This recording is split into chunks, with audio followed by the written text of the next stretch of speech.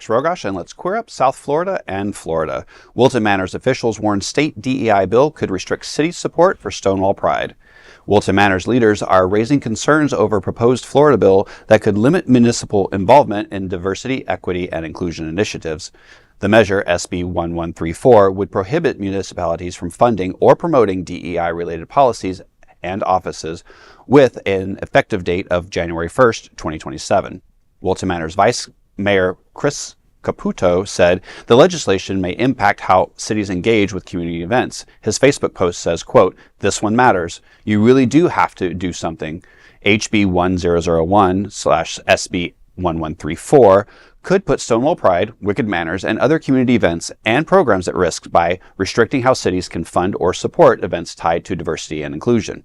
The impact on our city is huge. Call, email, share, let your voice be heard," end quote. Organizers for the event fear the city could be forced to remove its name from Wilton Manors Stonewall Pride, which is in its 26th year. This means the city could not provide any free services and not list Stonewall Pride as an event in any city publication. Caputo added the bill could also stop any city support for anything that benefits Stonewall, such as Wilton Manors Art Walk, Taste of the Island, etc. Event organizers claim that these events have been the perfect and safe opportunity for the Tri-County community to gather and connect with each other. The proposal allows residents to bring legal action against local governments if found in violation. Hotspots Happening Out produces Stonewall Pride events referenced. Senator Jason Pizzo has not publicly commented on the development.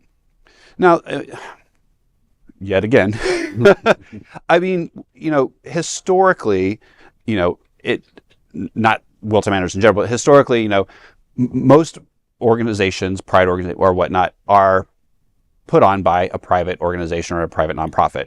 And while the city does say, "Hey, here's the park," we still have to pay for permits. We still have to pay for security and those types of things. I know historically that our city has said, "Here's the police department. Here's the money to pay for the police department." So unfortunately, that stuff will go away. This doesn't mean that we still can't have pride. It doesn't mean that we can't have these events. It's just going to make them a little more difficult, and a little more fundraising is going to have to happen to make sure that these events will get scaled back.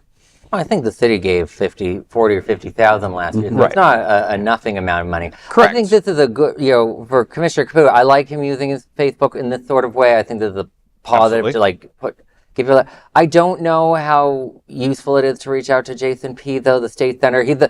For those that remember, he's the one that used to be a Democrat and then left, and then the party chair said good riddance to the media about him. So I don't know him very well. He doesn't seem like the best ally, but reach out to him, try and get him to do something. But on the concept of what should Pride be? Right. I do think this also kind of gets to that a little bit because I've written for years about Pride, we spend all this money, we do these big things. Maybe it really makes more sense as a protest. People are oh, well, there'll be police costs. I'm yeah, you don't get to charge the protesters for that. You can try, but doesn't normally work that way. And honestly, a more combative style like that can work.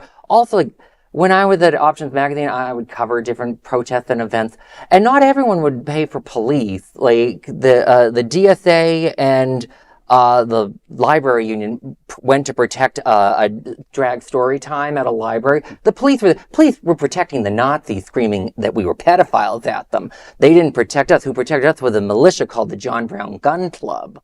And there's other progressive groups that'll do defensive actions. There's the anarchists have their black bloc. There's a lot of different ways to look at security, but in a more activist way. Well, and I think there are a lot of perspectives to look at. I mean, first of all, this could have bigger ramifications impacting other cities, our neighbors in Fort Lauderdale who throw, the Black Heritage Month parade. You look at our sister city in Oakland Park that has events as well.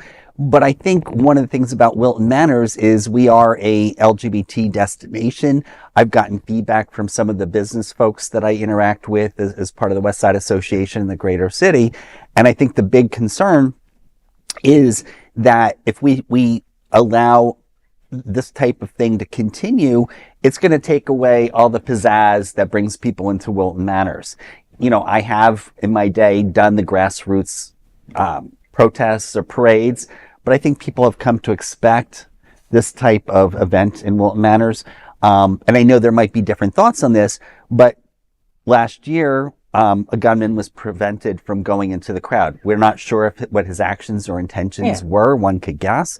But I think it's really important that we look at what's happening here in Florida and the states that are red and really open our eyes and react. You mentioned the black community, like the Florida, Florida's been doing some weird shit, and that's the word I'm going to use to describe it. Like, you remember the sidewalks, the crosswalks?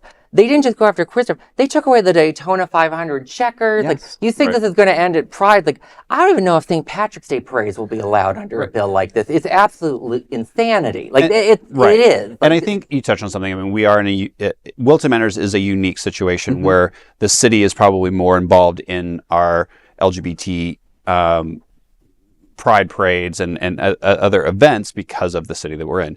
But let's look at this because this is a bill that's going to affect the entire state. So let's look at this as holistically, how involved are other cities with these types of events in the first place? They're not necessarily giving money. In fact, we've already seen historically that there's other cities charging prides more money for security than they would charge other organizations. They're charging more for the location than they do for other organizations. So while, yes, this affects our pride in a certain way, I think we have to look at this a little more holistically. And I'm wondering, while the whole thing about DEI is horrific and it's on multiple levels, but I'm wondering, from kind of like the devil's advocate, how much that's really going to inhibit organizations more than the cities that they're already inhibiting themselves. Because again, pride is not held by cities, it's held by private organizations. So we already have cities pushing back on those prides before stuff like this is even happening. So the fact that they're saying you can't fund it, well, where are they funding it in the first place, except for places like Wilton Manors? Yeah. So, that's kind of where it's a little bit of a different. We're in a different bubble.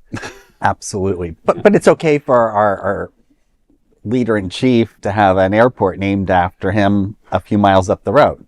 I mean, presidents get stuff named after them all the time. So while they're alive. Yeah, I was saying, hopefully not. Like, I actually have Michael Dukakis is a former presidential candidate. He was a professor of mine. They named something after him. He was very offended. He's like, "I'm not dead yet." So yeah, I hear you on that one. But on this, so yes, I'll very much brief. Like, obviously, this is a bad bill. 100%. If it passes, I do think the queer community does need to start having conversations of like, what are we actually willing to pay for? Because maybe we should be paying for police. Maybe they're ripping us off. I don't necessarily know, but we're gonna have to start having that conversation. Right. And there are more activist ways to deal with this too. And I agree with you. I think this again opens the floodgates because they're saying anything DEI. So a women's rights march, Black History, St. Patrick's Day, anything could be threading that needle. So this is something we definitely should be watching and we should be voting against and raising our voices against, because it doesn't just impact us, it impacts our whole community. So there is no other queer non-profit media platform like this in the entire world. Support our LGBTQ stories by sharing them and subscribing to Queer News Tonight.